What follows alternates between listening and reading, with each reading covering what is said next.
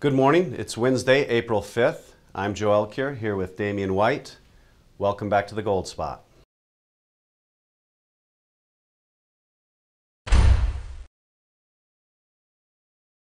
Damian, as we head into this new week and we're seeing lots of news coming out, obviously, lots of stuff happening around the world, the thing I want to focus on is the idea of de-dollarization, how that can impact the world economy, us here at home, and kind of what that looks like. Can you expand on that a little bit? Yeah, absolutely. I definitely can. It's something that's starting to happen at an accelerated rate right now.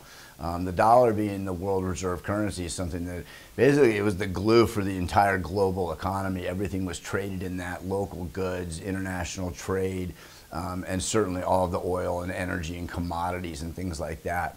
And what we've seen recently in the last week to 2 weeks is really an acceleration of countries trying to disassociate and decouple themselves from the US dollar. A lot of this may have gotten kicked off at an accelerated pace from the banking crisis, which has been rapidly accelerated from the deteriorations in bond assets, and the raising of rates has put pressure on every bank's balance sheet. There's all these unrealized losses.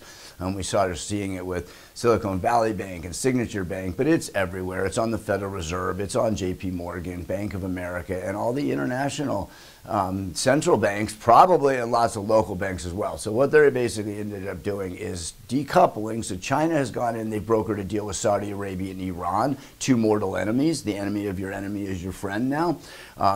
China has associated with Brazil. They're now dealing in local currencies of the real, of the yuan. And this is accelerating pace. They're deleveraging their balance sheets from our treasuries and our bonds that we sell to raise money to fund our deficits.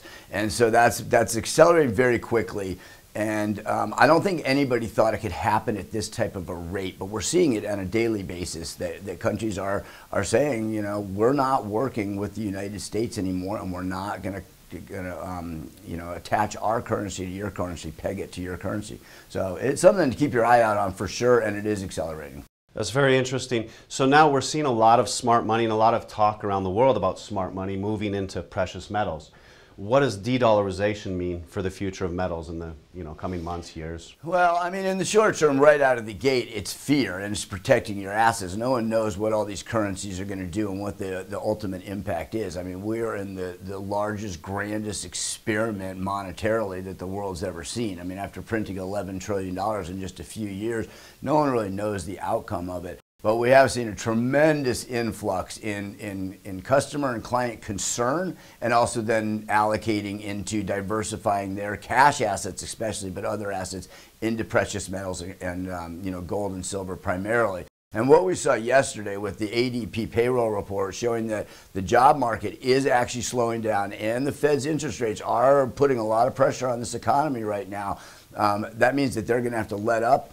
Gold took it as an all clear, broke out of a 15-year, like a cup and handle pattern. I mean, there's a lot of pent up energy in gold. I mean, we're looking at the next target somewhere probably $2,800 to $3,000 in the midterm.